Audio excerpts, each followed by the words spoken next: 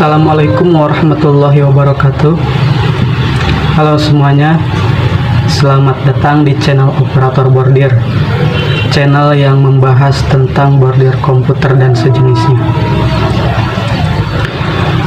Di video kali ini saya akan membahas bagaimana cara mengatasi jarum yang tidak bisa bergeser atau tidak bisa berpindah dari jarum satu ke jarum lainnya, seperti jarum 2, jarum 3 dan seterusnya.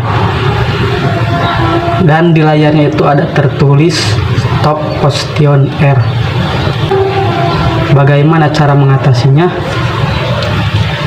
Tonton video ini sampai selesai. Bagi teman-teman yang menyukai video ini, jangan lupa like, comment, dan subscribe ya. Bagi yang tidak suka, skip aja. Oke, kita langsung ke pembahasannya ya. Oke teman, kali ini saya sudah berada di depan layar. Di situ ada tulisan error needle position R. Mohon maaf di awal tadi ada salah penyebutan kata. Yang dimaksud ada error needle position R ya, bukan stop position R. Cara mengatasinya cukup mudah ya teman. Kita lihat video ini sampai selesai. Kita tinggal ke bagian sini. Itu yang menyala itu cuma satu ya. Seharusnya dua-duanya itu menyala. Kita tinggal putar-putar saja bagian sini sehingga dua-duanya bisa nyala kembali ya.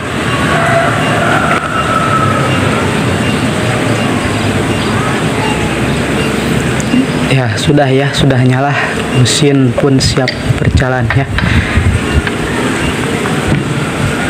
Kita lihat ya, sudah nyala. Kita coba langsung ya, berhasil ya.